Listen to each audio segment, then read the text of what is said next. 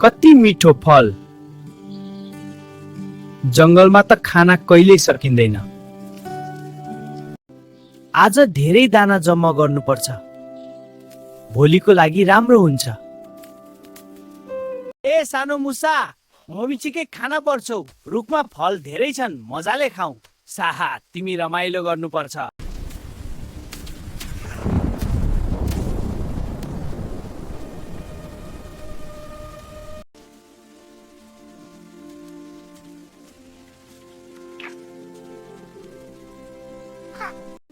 साथी मुसा, मलाई अलि खाना दिन सक्छौ?